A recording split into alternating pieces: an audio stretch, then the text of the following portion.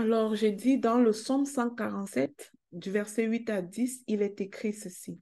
Il couvre les cieux des nuages, il prépare la pluie pour la terre, il fait germer l'herbe sur les montagnes. Il donne la nourriture au bétail, aux petits du corbeau quand il crie.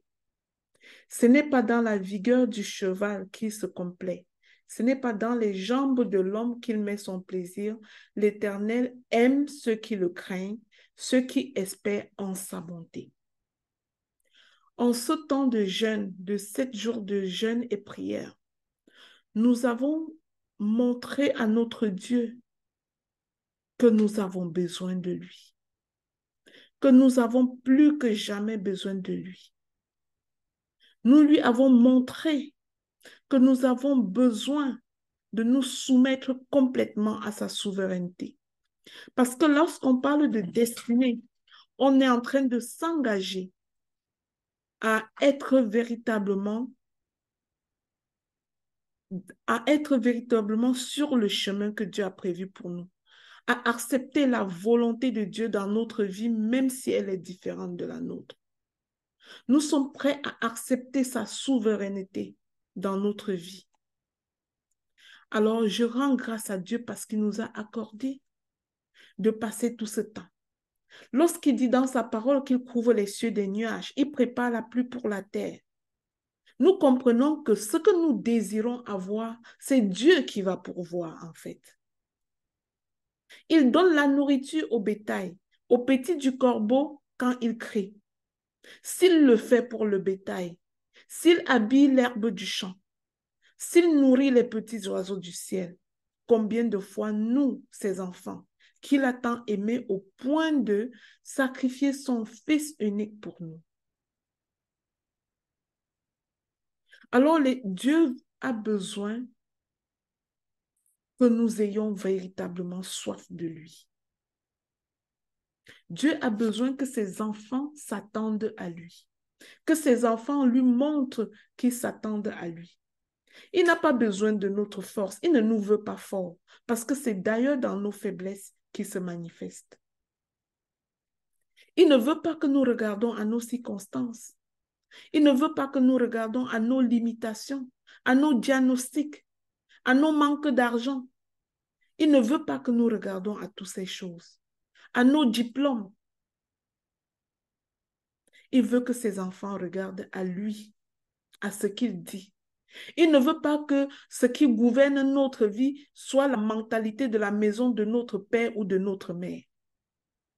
Il ne veut pas ça. Il veut qu'on bâtisse selon sa parole, qu'on bâtisse selon ses commandements, qu'on bâtisse selon ses principes.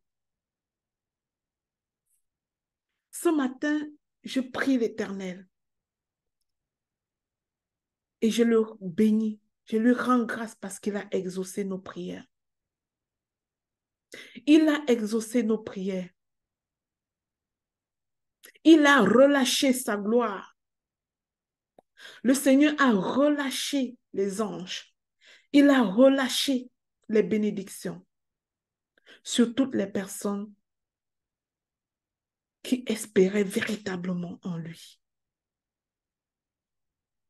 Si tu es venu dans ce programme et que tu comptais véritablement sur ton Dieu, alors le Seigneur a relâché sa gloire dans ta vie. Alors il a relâché ses bénédictions dans ta vie. Il ne te reste qu'à les manifester. Aujourd'hui, nous allons être enseignés sur les 10 clés que le Seigneur m'a révélées, activer la destinée de toutes les personnes qui ont suivi ce programme.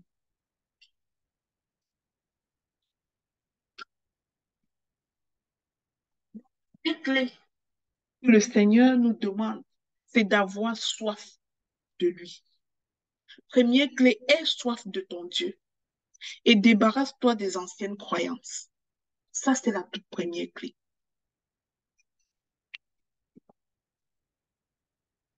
Si nous ne comptons pas entièrement sur Dieu, nous pouvons faire ce que nous pensons selon notre propre volonté, mais passer à côté de sa volonté. Parfois, nous sautons rapidement sur ce que les gens disent autour de nous, tout en évitant d'entrer dans le véritable plan de Dieu qu'il met dans notre cœur. Mais mon frère, ma soeur, ça ne marche pas ainsi. Le Seigneur veut que nous regardions à lui totalement. Il veut que nous dépendions complètement de lui, que nous ayons véritablement soif de lui.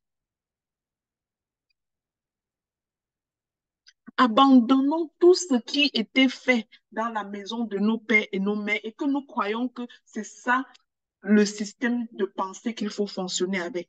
Si les habitudes de la maison de nos pères et nos mères n'étaient pas conformes à la parole de Dieu, lâchons prise. Abandonnez ce qui vous a été dit depuis que vous êtes petit. On t'a peut-être dit que tu ne pouvais rien, que tu n'étais capable de rien, que tu ne réaliseras rien dans ta vie, que tu n'es qu'un idiot ou quoi que ce soit. On t'a peut-être répété toutes ces choses. Abandonne, débarrasse-toi de tout ce qui a été dit pour revenir véritablement à Dieu.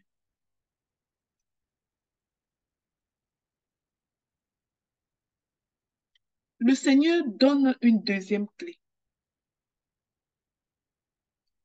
C'est que tu ne dois rien considérer comme un fait de hasard dans ta destinée. Tu ne dois rien considérer comme un fait de hasard dans ta destinée. Lorsque tu sais que tu es appelé à de grandes choses, ne considère rien comme un fait de hasard dans ta destinée.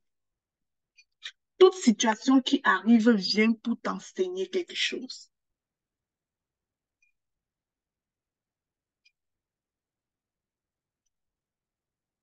Donc, débarrasse-toi de tout ce qui est dit et aie véritablement soif de Dieu. Clé numéro 2, vivre une vie de sanctification. Une vie de sanctification ne veut pas dire que tu es devenu tout de suite saint. Une vie de sanctification se voit dans ton effort de fuir le péché. Une vie de sanctification signifie que tu fuis le péché. Nous voulons tous réaliser de grandes choses. Mais parfois, nous ne fuyons pas le péché, en fait. Donc, la deuxième chose à faire pour maintenir ta destinée activée et réaliser les grandes choses dans ta vie, c'est de vivre une vie de sanctification, d'avoir le péché en horreur.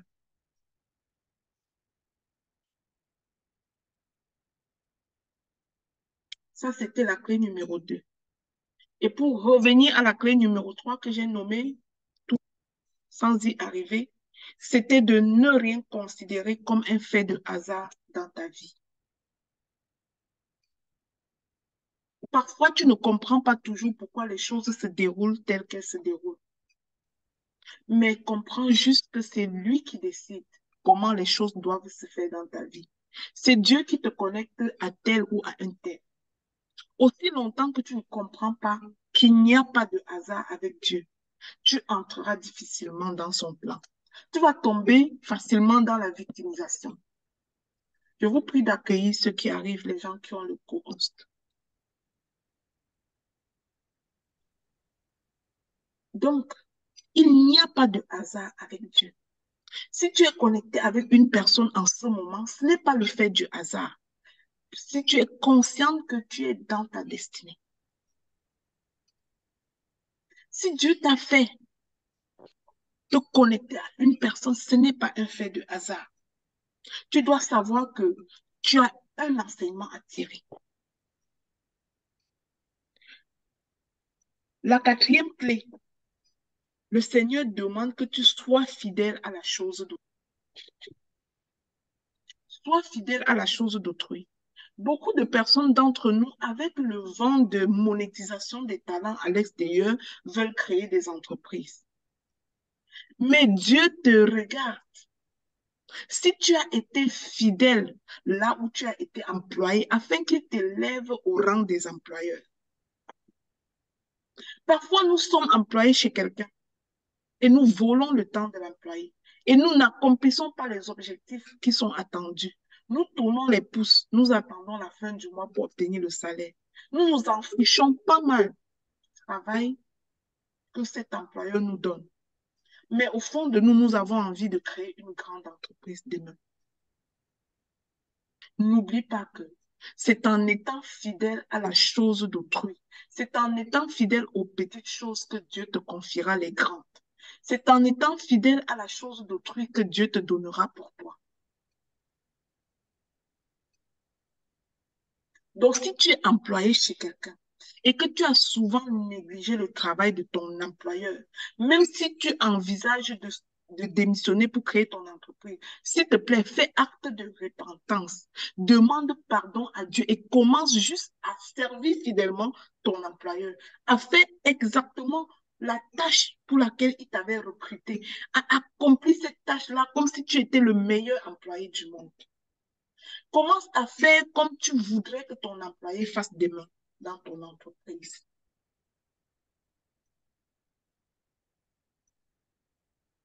Et le Seigneur t'accordera de grandes choses dans ta destinée. Si tu gères bien ce qui est à autrui, Dieu te donnera de grandes choses. On voit des personnes qui veulent avoir une grande maison, une belle maison. Mais là où ils vivent en location, ils détruisent la maison de l'autre. Le Seigneur ne te donnera pas une maison dans cette condition. Si tu l'as fait par ignorance, demande pardon à ton Dieu et commence à prendre soin de la chambre que tu loues. Commence à prendre soin de ça comme si c'était pour toi, en fait. Commence à prendre d'autrui comme si c'était pour toi. Et le Seigneur va te donner de plus grandes choses. C'est ça la destinée. La destinée a des règles. Tu ne peux pas vouloir être élevé à un certain niveau et ne pas observer les règles. Aussi longtemps que tu vas banaliser ta vie, banaliser les choses d'autrui, banaliser les petites choses, ce sera difficile d'entrer dans la grâce des connexions divines. Ceci m'amène au cinquième point.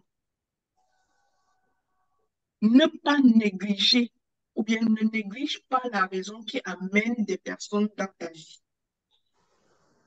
Apprends à voir les personnes qui toquent à ta porte comme étant des personnes qui ont un message pour toi. Commence à voir la vie comme ça. Si tu sais que tu es appelé à de grandes choses, je dis qu'il n'y a pas de hasard dans ta vie. Commence à voir ceux qui toquent à ta porte comme des personnes qui ont des messages pour toi. Et fais très attention à ce qu'ils te disent. Autant tu as un message pour les autres, peut-être que la personne vient parce que toi-même tu as un message pour elle. Autant tu as un message pour les autres, autant les autres ont un message pour toi. Ne néglige pas la raison qui amène une personne dans ta vie. Une personne qui vient à toi peut sembler insignifiante, peut être un négligent, je ne sais pas, il peut être n'importe quoi, mais c'est peut-être elle qui va te dire un mot ou une prière dans une situation que tu vis.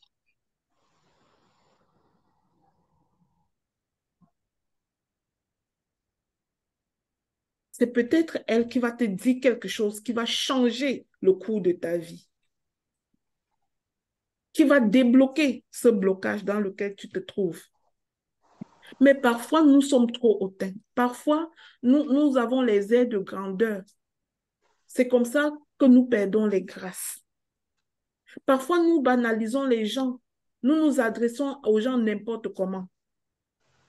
Nous pensons que nous sommes supérieurs et que les autres sont à la traîne derrière nous. Parfois, nous regardons les autres du haut. Si tu es, par exemple, coach en ligne, si tu fais des activités en ligne de e-commerce ou quoi que ce soit, s'il te plaît, fais attention à la personne qui vient dans ton inbox, même si la personne paraît comme un moins que rien. Fais attention. Si tu sais que tu es appelé à des grandes choses, fais attention à la façon que tu t'adresses aux gens. Sois humble, sois respectueux. Si tu veux le respect, commence par respecter les autres.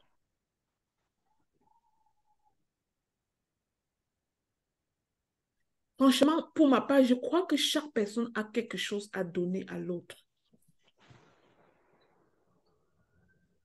Même lorsque tu es chef d'équipe, lorsque tu as ton entreprise et que tu as les employés, Sache que chaque membre de ton équipe peut t'enseigner quelque chose. Ce n'est pas parce que il y a le rapport patron-employé. Lors de tes réunions d'équipe, cherche à savoir le point de vue de chaque personne. Ne sois pas dictateur.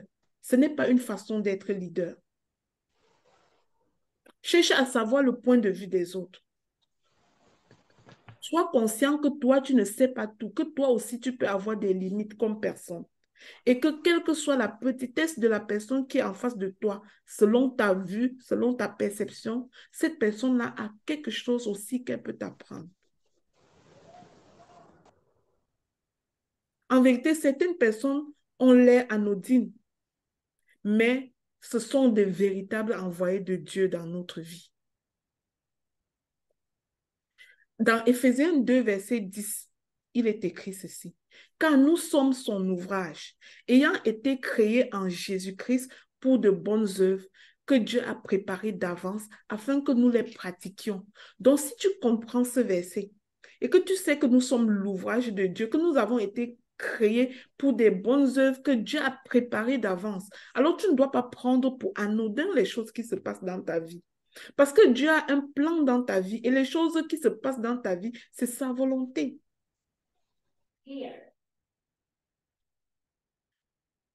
Ceci m'amène au 6e point. En définitive, crains l'Éternel et sers-le dignement. Crains l'Éternel et sers-le fidèlement.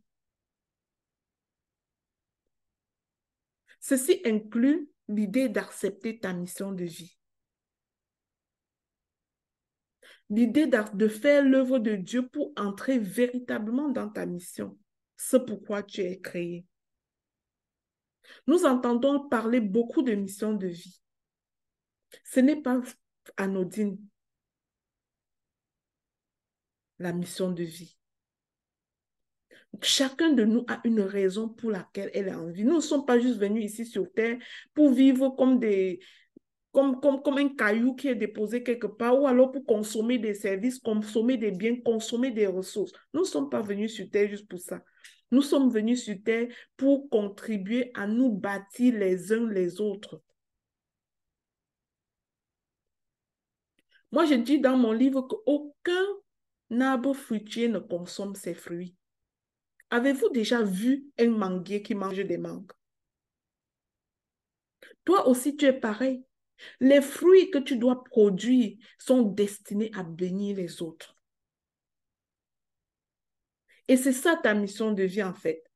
Tu dois te questionner, qu'est-ce que je fais de bien? Qu'est-ce que le Seigneur m'appelle à faire? Qu'est-ce que Dieu m'a équipé pour être capable de faire afin que ça bénisse les autres?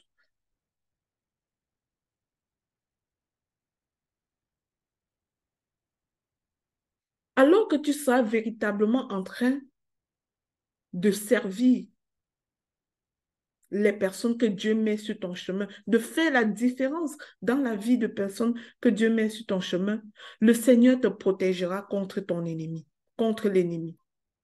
Dans le psaume 91, nous voyons comment il dit que 1000 tomberont à ta gauche et 10 000 à ta droite, mais rien ne t'arrivera. Mais pourquoi c'est ainsi? C'est parce que l'Éternel est avec toi. Parce que les anges de Dieu campent autour de toi.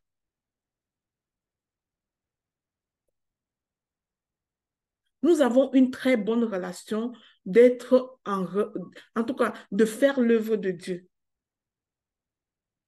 Nous avons une très bonne raison, j'allais dire, de faire l'œuvre de Dieu. C'est la condition véritable pour se sentir dans sa mission.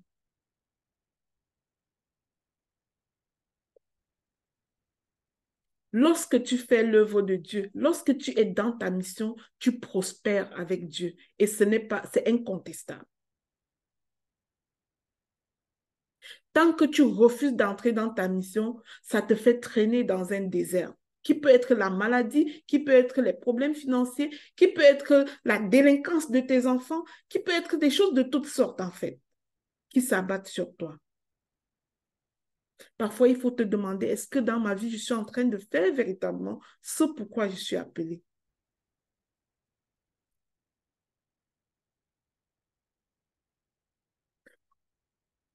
Si tu comprends que l'or et l'argent appartiennent à ton Dieu, tu vas arrêter de courir après l'argent.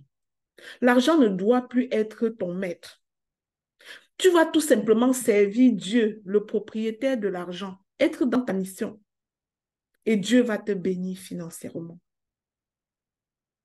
Mais parfois, au lieu de nous mettre dans la démarche fidèle avec Dieu, nous passons notre vie à courir après l'argent, à nous compromettre pour faire, même pour faire de l'argent en fait. Il ne faut pas que ta joie soit attachée à l'argent que tu reçois. Ta joie doit être attachée au service que tu donnes à tes clients. Ta joie doit être attachée à la bénédiction que tu es pour la vie des autres. Ta joie ne doit pas être attachée à l'argent qui n'est qu'une conséquence des bonnes œuvres. Si le Seigneur voit que tu ne fais que t'attacher à l'argent, bah, tu ne dois pas obtenir. Plus tu cours après l'argent, plus l'argent court plus que toi. Et tu ne l'attrapes pas, en fait. Commence juste à mettre ton cœur à servir ceux qui sont autour de toi. À servir, c'est que tes compétences peuvent bénir. Quand tu te mets en contact avec un client, que ton premier intérêt soit de transformer la vie de cette personne et non de gagner de l'argent sur cette personne. Ça, c'est la destinée.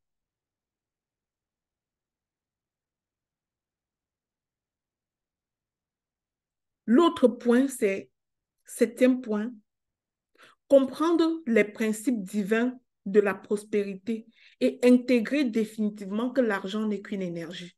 Alors ne commence pas à courir après l'argent.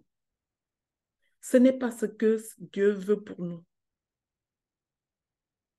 C'est pour ça que dans les comités d'intercession du réseau Ta Seconde Chance, on ne prend pas les sujets de prière. Je prie que le Seigneur me donne plus d'argent. Non, non, non. Prie que le Seigneur te donne la grâce de servir quelque part et tu auras de l'argent. Prie que le Seigneur te donne la grâce d'être une bénédiction pour les autres.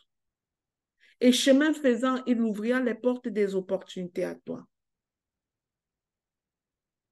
Ça ne sert à rien de courir après l'argent. La Bible dit que les bénédictions de l'Éternel ne se font suivre d'aucun chagrin. Fait que nous sommes déjà bénis par Dieu, fait qu'on n'a pas besoin de courir de façon acharnée. Si tu veux courir de façon acharnée après le prochain client pour l'argent que tu vas gagner, commence à changer de mentalité. Dispose-toi à trouver ton bonheur dans la transformation que tu apportes à la vie de ton client, dans la bénédiction que tu apportes à la vie de l'autre. Et ainsi, Dieu va te bénir. Tu verras que si tu changes de mentalité comme ça, tes affaires sur le chemin de ta destinée vont mieux aller.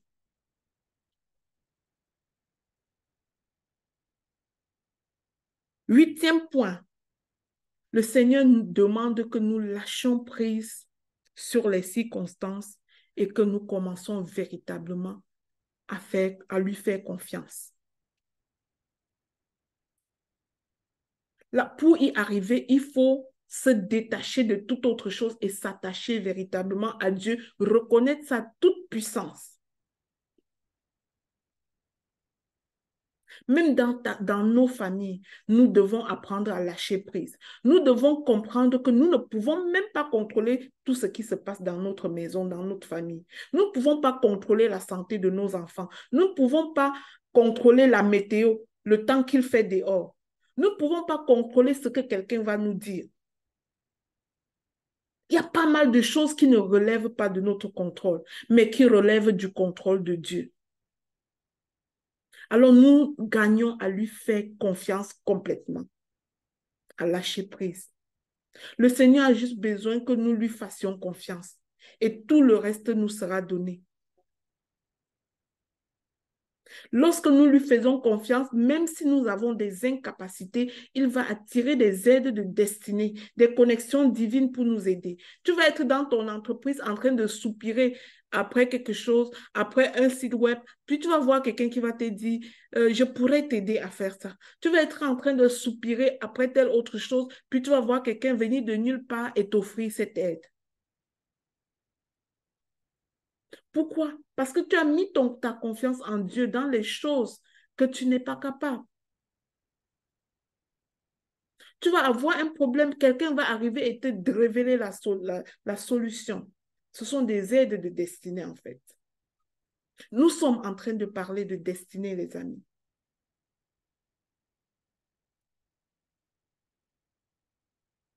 Le Seigneur va tout faire pour que nous accomplissions notre mission, car c'est sa volonté pour nous, si nous nous montrons disposés. Toutes les circonstances vont se changer en avantage si nous nous montrons disposés et que nous sortons de la victimisation. Faire confiance en Dieu signifie arrêter toute victimisation et commencer juste à le louer pour tout ce qui arrive, même si c'est différent de notre volonté. Ne regardez pas si vous avez les qualificatifs nécessaires, si vous êtes qualifié pour la mission pour laquelle il vous appelle. C'est lui qui va vous qualifier lui-même. Il n'appelle pas ceux qui sont qualifiés, mais il qualifie ceux qu'il appelle. Le 9e point, Dieu nous appelle à nous consacrer à lui et de lui rester définitivement fidèle. Il cherche des gens qu'il veut bénir et élever sur des montagnes de célébration. Mais combien de nous vont accepter de payer le prix pour servir Dieu véritablement, en esprit et en vérité?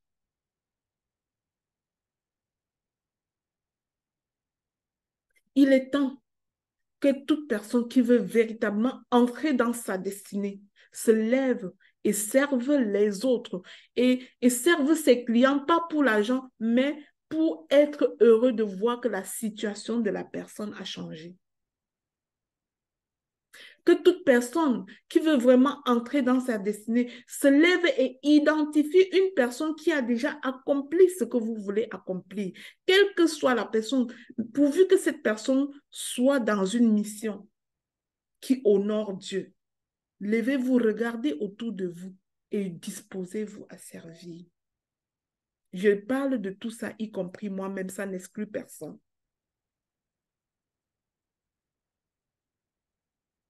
Dieu nous a appelés pour servir.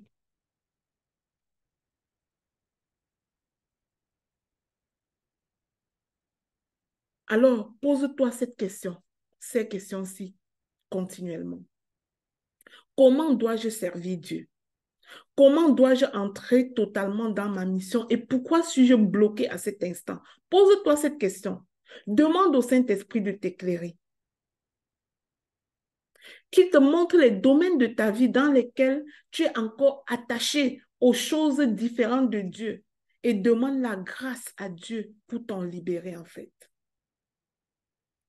Pour terminer, le dernier point qui va avoir un certain nombre d'explications importantes, c'est de comprendre qu'avec Dieu, tout est processus. Dans mon groupe autodiscipline.com, une des règles que je mets en avant, c'est de demander aux gens de trouver leur satisfaction dans le processus et non dans le résultat. Si tu n'es pas un passionné du processus et que tout ton regard est fixé sur le résultat, la moindre difficulté va te faire capituler. Mais si tu comprends que le résultat que tu veux obtenir ne vient qu'au bout d'un certain nombre de démarches, d'un certain nombre de pas que tu marques, si tu comprends ça, que avec Dieu, c'est le processus, tu viens de comprendre une très grande leçon. Et ce dernier point, de comprendre qu'avec Dieu, c'est le processus, je vais le décliner en 5 petits points. C'est déjà quoi le processus? Le processus est l'ensemble des étapes au travers desquelles le Seigneur teste ta loyauté et ton engagement avec lui, pour voir si tu restes attaché à ses voies. Parfois, tu vas avoir plein de difficultés financières dans le mois. Le Seigneur veut voir si tu es capable de payer tes offrandes quand même, de payer tes dîmes quand même. Alors, le premier point dans le processus, c'est, mon frère, ma soeur, ne passe pas à côté du test de la loyauté. Tu dois réussir ce test de la loyauté avec Dieu. Quels que soient les vents contraires, les circonstances, tu dois réussir ce test de la loyauté avec Dieu.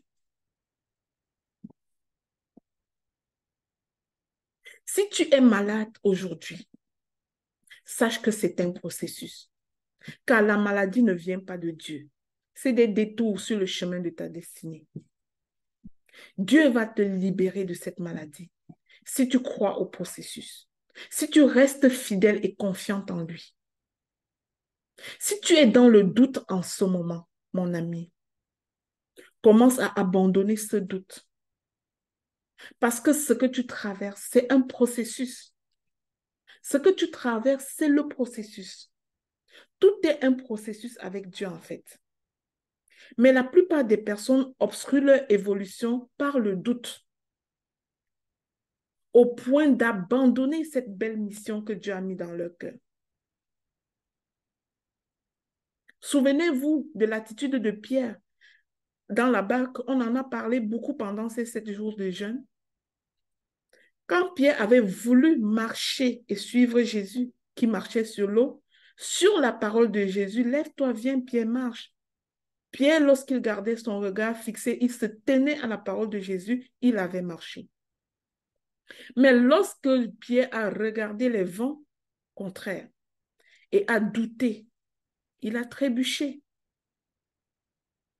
Jésus dit dans Luc 9 au verset 62, « Celui qui met la main à la charrue et regarde en arrière n'est pas fait pour le royaume de Dieu. » Alors ne passe pas, n'échoue pas le test de la loyauté, s'il te plaît.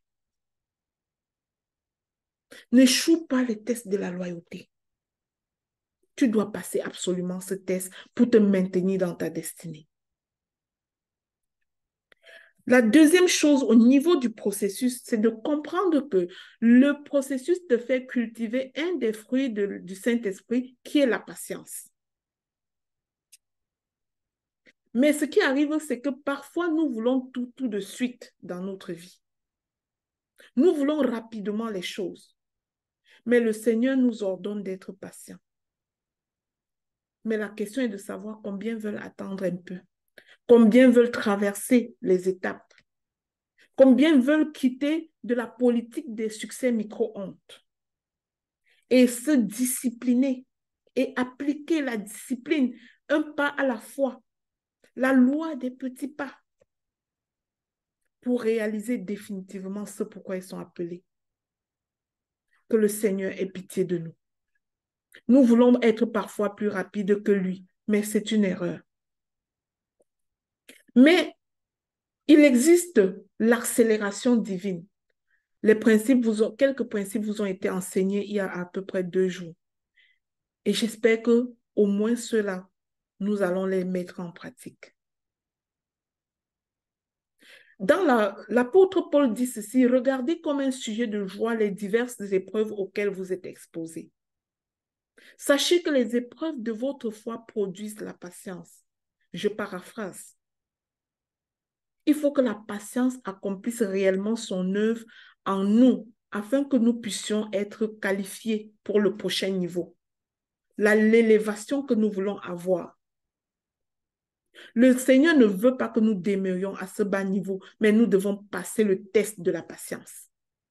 Nous avons vu le test de la loyauté, mais le deuxième test, c'est le test de la patience dans le processus. Le troisième test dans le processus auquel Dieu va nous placer, c'est le test de l'honneur. Donc, honore ceux qui accomplissent avec Dieu. N'admire jamais quelqu'un qui passe par des chemins bizarres pour avoir les choses. Honore ceux qui sont fidèles et réalisent avec Dieu.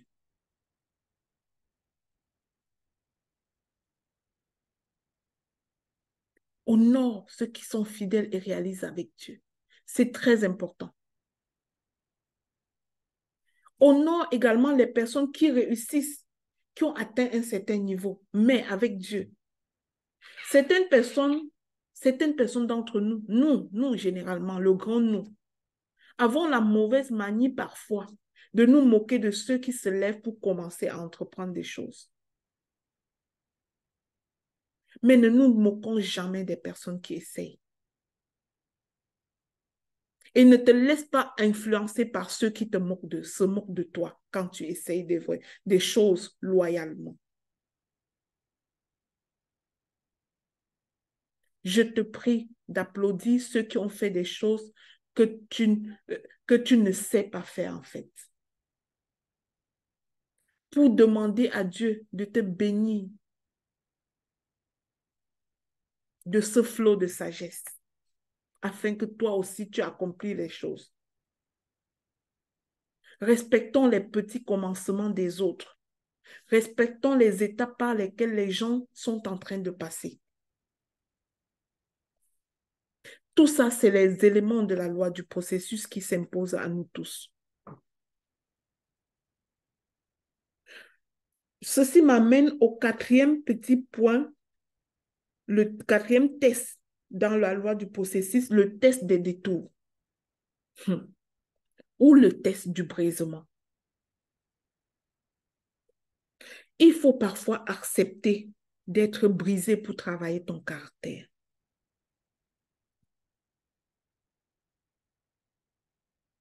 Il faut parfois accepter d'être brisé pour travailler ton caractère. Parce que le Seigneur ne crée pas, le Seigneur ne permet pas toutes ces choses par lesquelles tu traverses pour rien. Il veut te préparer à expérimenter une certaine douleur, à te sortir d'une certaine douleur sur la base de la confiance en lui.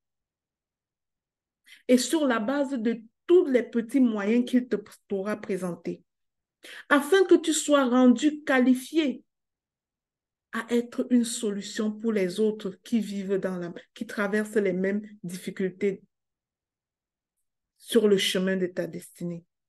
En fait, dans la destinée, il y a beaucoup de personnes qui sont connectées à toi. Et tant que tu n'es pas dans la confiance en Dieu et que tu restes solide debout, tu es pleurnicheuse, tu te victimises, tu te couches par terre. Quand tu te couches par terre et tu pleures, les personnes dont la destinée est connectée à toi sont plus bas que terre. Parce que l'onction vient d'en haut. Et Dieu veut te qualifier pour que tu sois la personne qui va libérer les captifs dans un certain domaine.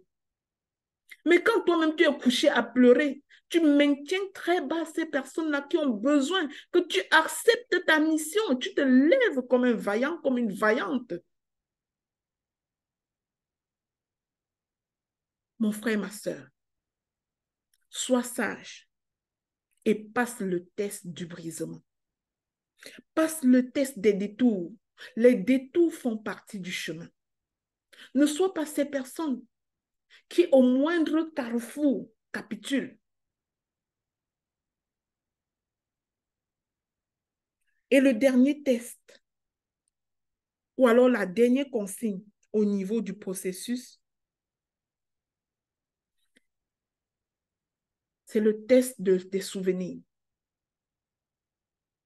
Le Seigneur veut que tu aies la sagesse, quand tu as respecté tous les autres éléments, de bâtir toi-même les souvenirs de ton expérience.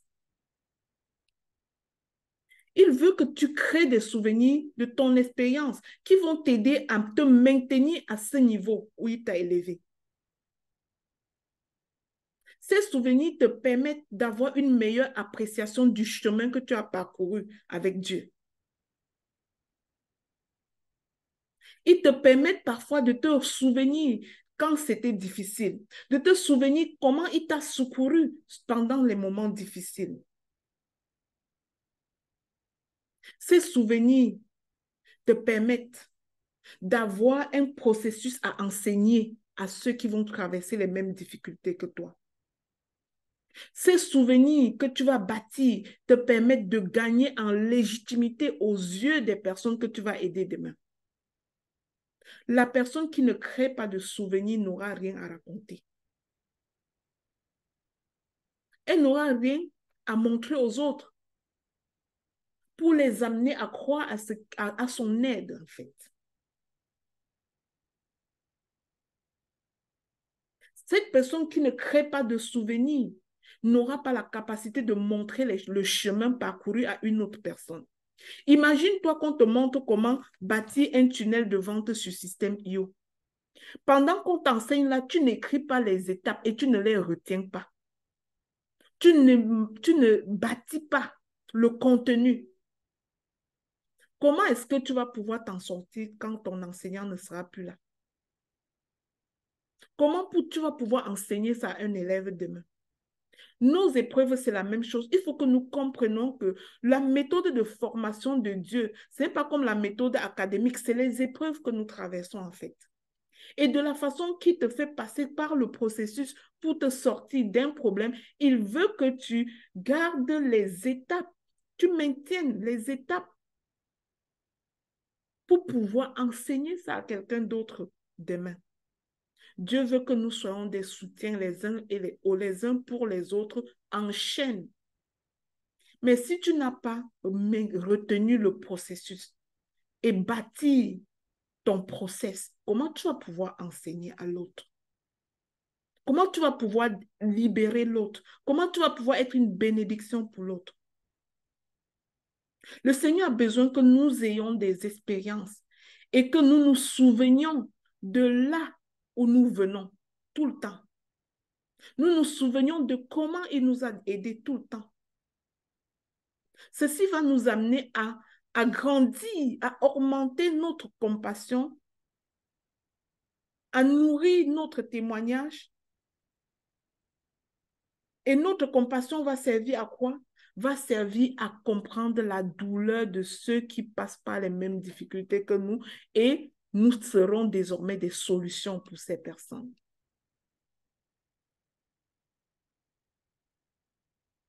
Remercions donc le Seigneur pour le processus par lequel il veut nous faire passer ou alors il nous fait passer. Je suis sûre que tu es dans le processus en ce moment. Tu es à l'étape de préparation quelque part. Parce que le monde attend la révélation des enfants de Dieu.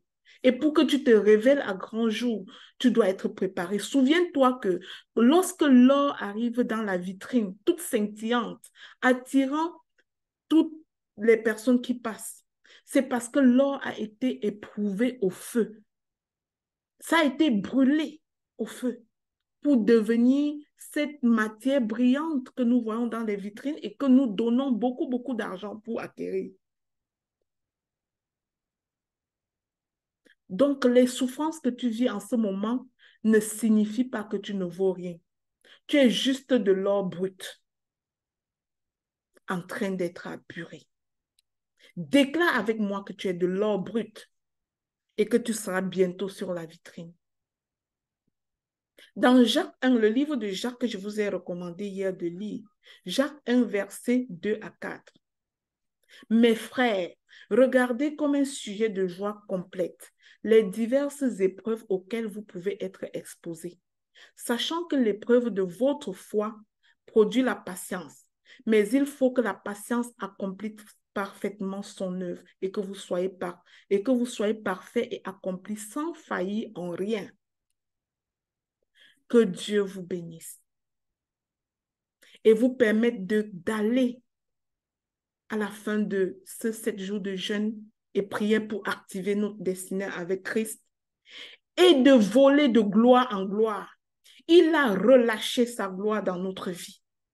Je déclare que Dieu a relâché sa gloire dans ta vie, qu'il a relâché ses anges de destinée et que tu n'es pas seul. Ces anges-là campent autour de toi, mais tu as un seul prix à payer. Sois disposé. Sois disposé et demeure dans la foi. J'ai répété à chaque jour que la foi est la seule monnaie d'échange entre le spirituel et le physique, mais que tout est déjà accompli dans le spirituel. Il te manque de le manifester dans le physique. Mais as-tu assez de foi? Que Dieu te bénisse. Nous allons passer rapidement aux proclamations. Je vais demander un volontaire pour proclamer avec nous, s'il vous plaît, les proclamations du 7e jour. Amen. Amen, amen, amen. Lina, je vais le faire. Je vais juste...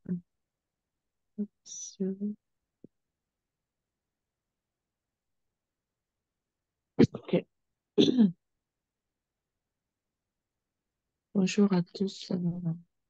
Je vais faire la proclamation du jour.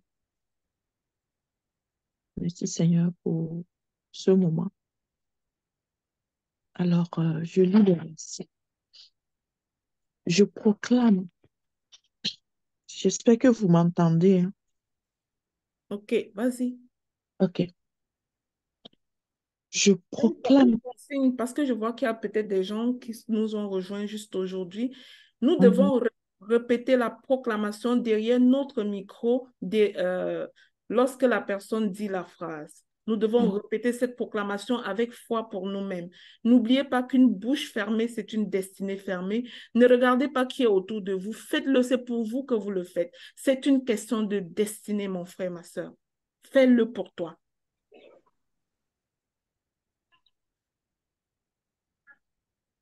Merci Lina pour cette précision. Alors, je proclame et je déclare que parce que ma destinée est fondée en partenariat avec Dieu, je proclame et je déclare que je me concentre uniquement sur l'essentiel au nom puissant de Jésus. Père, ouvre mon intelligence et ma sagesse pour que je puisse me rapprocher davantage de toi. Père, ouvre mon intelligence et ma sagesse pour que je puisse me rapprocher davantage de toi au nom puissant de Jésus. Père, montre-moi ce qui motive ma vie et aide-moi à me concentrer uniquement sur toi. Je ne veux pas partir là où tu n'es pas au nom puissant de Jésus. Père, montre-moi ce qui motive ma vie et aide-moi à me concentrer uniquement sur toi. Je ne veux pas partir là où tu n'es pas au nom puissant de Jésus. Seigneur, donne-moi la direction comme tu l'as donnée à Abraham. Seigneur, donne-moi la direction comme tu l'as donnée à Abraham au nom puissant de Jésus. Père, pardonne-moi de m'être laissé distraire par les choses de ce monde et de m'être détourné de toi au nom puissant de Jésus. Père, pardonne-moi de m'être laissé distraire par les choses de ce monde et de m'être détourné de toi au nom puissant de Jésus. Père, enlève de moi tout ce qui n'est pas planté par toi au nom de Jésus. Père, enlève de moi tout ce qui n'est pas planté par toi au nom puissant de Jésus. Père, aide-moi à entrer dans ta volonté parfaite. Je veux vivre dans ta plénitude sur le chemin de ma destinée. Père, aide-moi à entrer dans ta volonté parfaite. Je veux vivre dans ta plénitude sur le chemin de ma destinée au nom puissant de Jésus. Je proclame et je déclare que la faveur de Dieu enveloppe ma famille et moi et nous fait briller au nom puissant de Jésus. Je proclame et je déclare que la faveur de Dieu enveloppe ma famille et moi et nous fait briller au nom puissant de Jésus-Christ. Au nom puissant de Jésus-Christ, que les anges guerriers de l'Éternel gardent les portes de mon bureau pour empêcher toute mauvaise visitation. Au nom puissant de Jésus-Christ, que les anges guerriers de l'Éternel gardent les portes de mon bureau pour empêcher toute mauvaise visitation au nom puissant de Jésus. Je prophétise sur ma destinée en ce jour qu'au nom de Jésus, la politique économique de mon pays favorisera la prospérité de mes entreprises.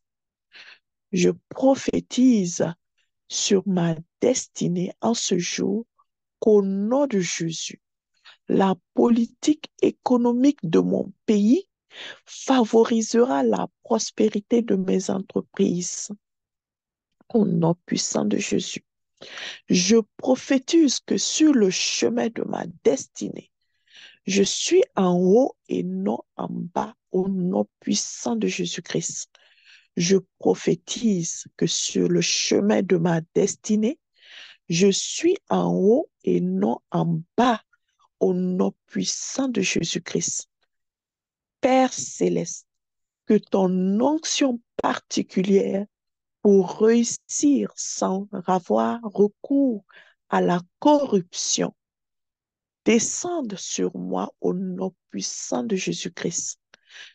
Père céleste, que ton onction particulière pour réussir sans avoir recours à la corruption descende sur moi au nom puissant de Jésus-Christ. Je me retiens sur la puissance du sang de l'agneau et je revoque l'esprit de non-achèvement au nom puissant de Jésus-Christ. Je me retiens sur la puissance du sang de l'agneau et je revoque l'esprit de non-achèvement au nom puissant de Jésus-Christ. Ce mois-ci, je signerai un contrat dont le profit payera toutes mes dettes et me laissera avec un excédent pour la cause des orphelins au nom puissant de Jésus-Christ. Ce mois-ci, je signerai un contrat dont le profit payera toutes mes dettes et me laissera avec un excédent pour la cause des orphelins au nom puissant de Jésus-Christ. Je prophétise sur ma vie que je n'emprunterai pas pour payer mon personnel et que je ne manquerai pas d'idées créatives pour satisfaire mes clients au nom puissant de Jésus-Christ. Je prophétise sur ma vie que je n'emprunterai pas pour payer mon personnel et que je ne manquerai pas d'idées créatives pour satisfaire mes clients au nom puissant de Jésus-Christ. Mes revenus seront suffisants pour régler mes factures, payer mon personnel, payer mes fournisseurs sans délai avec un excédent suffisant pour contribuer à l'épanouissement des plus démunis au nom puissant de Jésus-Christ. Mes revenus seront suffisants pour régler mes factures, payer mon personnel, payer mes fournisseurs sans délai avec un excédent suffisant pour contribuer à l'épanouissement des plus démunis au nom puissant de Jésus-Christ.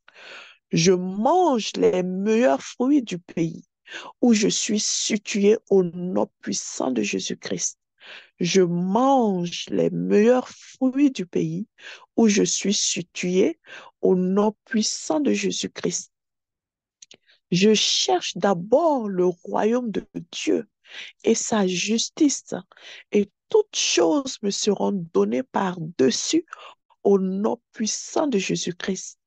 Je cherche d'abord le royaume de Dieu et sa justice, et toutes choses me seront données par-dessus au nom puissant de Jésus-Christ.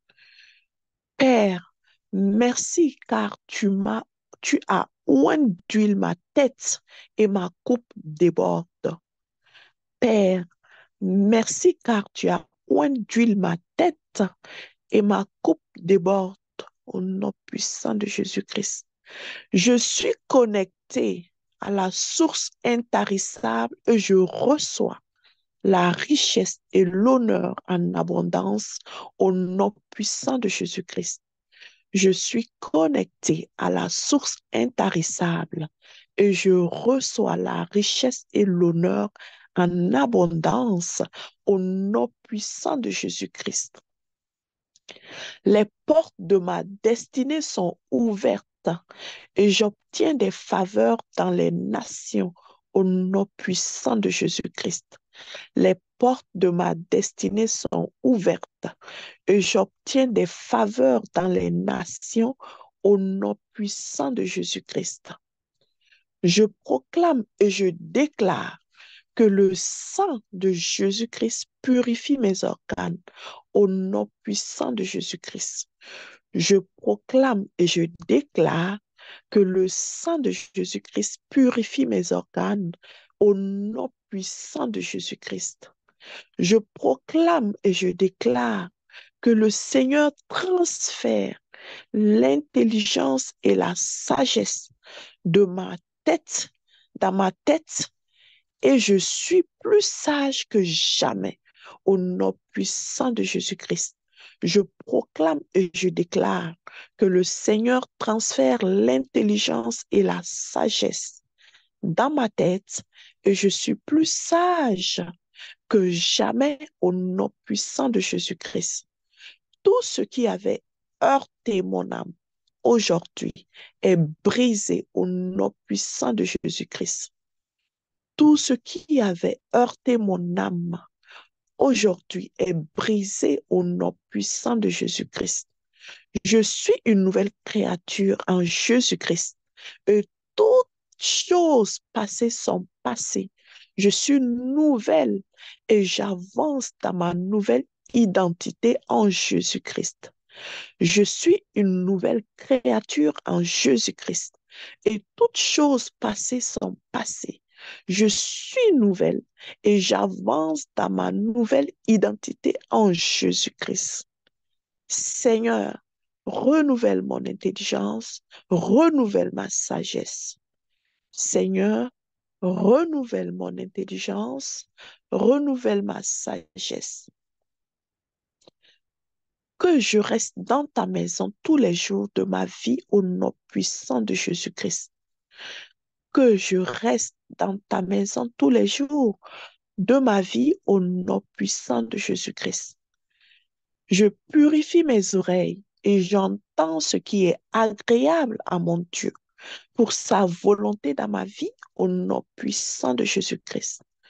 Je purifie mes oreilles et j'entends ce qui est agréable à mon Dieu pour sa volonté dans ma vie au nom puissant de Jésus-Christ. Je scelle et je sécurise ces proclamations dans le sang précieux de Jésus-Christ. Elles montent maintenant à leur accomplissement dans le nom puissant de Jésus-Christ.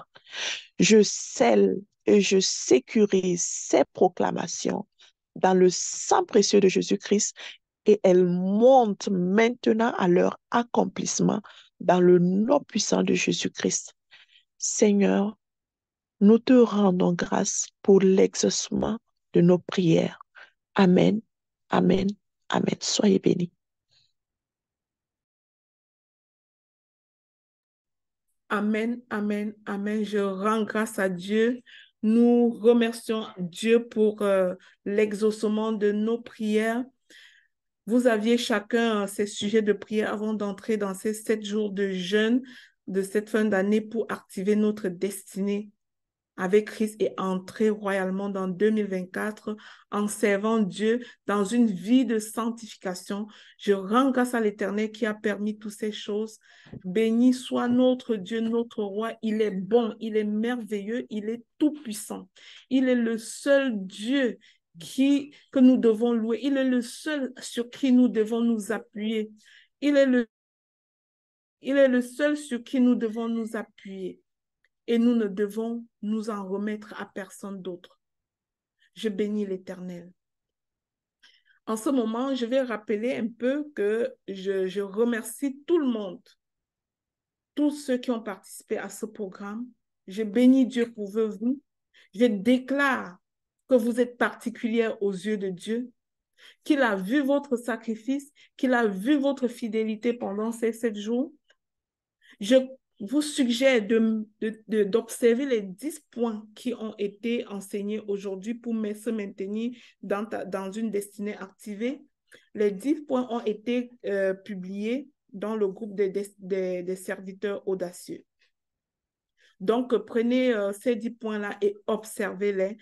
Faites de ça votre carnet de route et par-dessus tout cela, restez en gratitude en tout temps. Pour terminer ceci, j'aimerais dire à ceux qui nous ont rejoints, parce que le lien a été partagé par tous ceux qui nous ont rejoints, nous sommes ici le réseau Ta Seconde Chance, une organisation caritative qui s'est levée pour faire la différence dans la vie des personnes, dans la vie des orphelins, pour faire la différence en matière de prévention de santé mentale. Nous avons beaucoup de services. Les serviteurs audacieux sont le département spirituel du réseau Ta Seconde Chance et le département psychosocial du réseau Ta Seconde Chance où on accompagne des personnes qui sont en détresse. C'est le centre d'écoute Renaître. Et le département spirituel a aussi un comité d'intercession où nous faisons nos prières d'intercession aux 2 vendredis, en fait, tous les 2 vendredis. Alors, bienvenue à vous. Si vous êtes intéressé à savoir ce que c'est que le réseau Ta Seconde Chance, rapprochez de nous, il nous fera plaisir de vous l'expliquer. Nous irons en Côte d'Ivoire pour notre action le 16 décembre. Gloire à Jésus. Le Seigneur est en train de montrer sa main, de nous bénir, de rendre cela possible de plus en plus. Et le 16 décembre, ce sera en Côte d'Ivoire pour les 400 orphelins. Nous allons être des privilégiés qui allons donc porter secours à 400 orphelins et prendre l'engagement de nous impliquer de façon permanente dans leur vie. Gloire à Jésus pour tout cela. Voilà. Je vais laisser le micro à qui veut parler, mais avant ça, pour tous ceux qui nous ont rejoints, s'il y a quelqu'un qui a été béni par les enseignements, qui a compris le point numéro 2, une vie de sanctification et qui croit qu'elle a besoin de revenir à Christ, on va donner l'opportunité à une personne ici de faire sa prière de salut si elle ne l'a jamais faite avant de passer au témoignage. S'il y a quelqu'un que la personne lève son doigt, sinon on va laisser le micro à qui veut prendre. Notre prochaine session de prière d'intercession, c'est ce vendredi, donc demain, 23h, heure du Canada, 5h, heure de Paris, je pense. Oui, merci Lina. Je voulais le rappeler. Merci. Donc, si quelqu'un, le micro est ouvert. Merci pour votre patience. Ça a été plus long aujourd'hui. C'était notre dernière journée. Il fallait que tout ce que Dieu nous a permis d'enseigner soit complété en fait. Merci vraiment, merci pour votre participation, maîtrise, merci d'être là. Même si tu es une personne qui t'est connectée juste ici une seule fois aujourd'hui, je prie que le Seigneur te donne ta portion, que tu ne repartes pas comme tu es venu dans le nom de Jésus. Amen. Alors, s'il n'y a personne qui a quelque chose à dire, je vais vous souhaiter bon mois de décembre, bonne fête de fin d'année, entrez royalement dans l'année 2024 et accomplissez votre destinée. Vous êtes des vaillants soldats, vous êtes des vaillantes guerrières. Accomplissez votre destinée dans la confiance en Dieu. Merci pour toutes les personnes qui sont engagées dans notre département de lecture biblique. Gloire à Dieu. Continuez votre démarche. Vous avez déjà fait plus que 70 jours de fidélité à la lecture de la parole. Waouh! Continuez ainsi. Je bénis l'Éternel pour vos vies. Merci à Davila. Merci à toi spécialement, toi qui assure le leadership dans ce groupe de lecture biblique. C'est une très belle mission. Je te remercie beaucoup. Je bénis la vie de chaque personne qui est passée par ici, qui s'est connectée à moi, que ce que tu es venu chercher, tu le reçoives. Que ce ne soit pas un hasard le fait que vous soyez connectés à nous, au réseau Ta Seconde Chance à travers moi, que ce ne soit pas un fait de hasard, que vous recevez la portion qui vous revient selon l'étendue des richesses de Dieu, en fait. Soyez abondamment bénis. Revenez-nous avec vos témoignages, avec vos exploits. Bâtissez les preuves de vos expériences par des écrits. Bâtissez-les. Revenez-nous avec vos témoignages. Nous sommes réunis ici tous les jeudis matins à 5h15, à 5h15 heure de Montréal. La salle est ouverte à 5h pour les louanges tous les jeudis de chaque semaine au courant de l'année. Et puis, nous faisons un jeûne d'au moins 7 jours chaque mois. Il y a des mois, aux 3 mois, nous faisons un jeûne de 21 jours. Merci.